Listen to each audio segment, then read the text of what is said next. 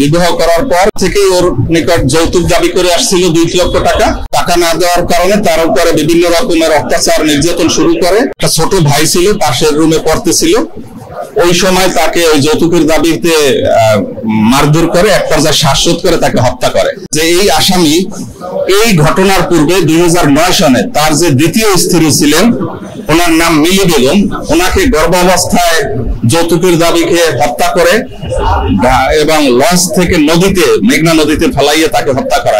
এই মামলাটি নদী থানার একটি হত্যা মামলা, স্ত্রী হত্যা মামলা। মামলার বাদী হল দলিত এবং তার বোন ভিকটিম লিনা।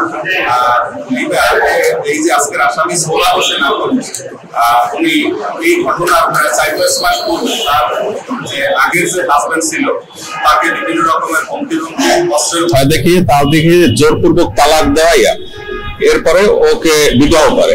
বিবাহ করার পর ঘটনার দিন পূর্ব থেকেই ওর নিকট যৌতুক দাবি করে আসছিল 2 লক্ষ টাকা। এই টাকা দিতে না পারার কারণে, টাকা না দেওয়ার কারণে তার উপরে বিভিন্ন রকমের অত্যাচার নির্যাতন শুরু করে। এক পর্যায়ে ঘটনার দিন তার বাবা অসুস্থ ছিলেন, একটা ছোট ভাই ছিল, পাশের রুমে পড়তেছিল।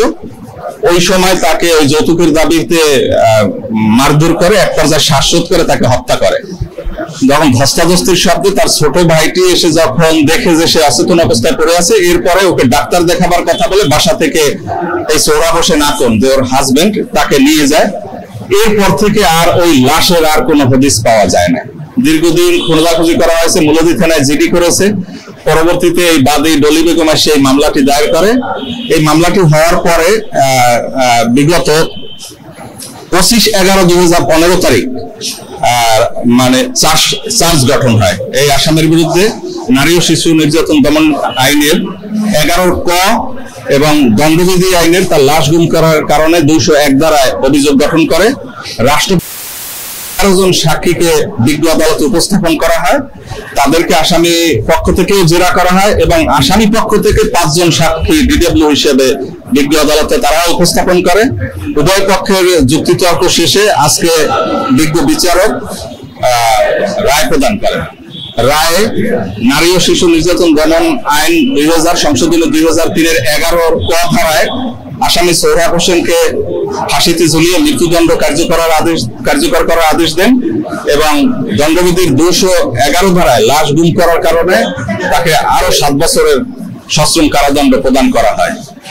আরো একটি উল্লেখ্য বিষয় যে এই আসামি এই ঘটনার পূর্বে 2009 সনে তার যে দ্বিতীয় স্ত্রী ছিলেন, ওনার নাম মিলি বেগম, ওনাকে গর্ভাবস্থায় যৌতুকের দাবিকে হত্যা করে এবং লঞ্চ থেকে নদীতে, মেঘনা নদীতে ফেলাইয়ে তাকে হত্যা করা হয়। সেই মামলায়ও তার ফাঁসির আদেশ কার্যকর, ওই মামলাটি ফাঁসির আদেশ হয় এবং যেটা মহামান্য উচ্চ আদালতে আপিল অবস্থায় আছে।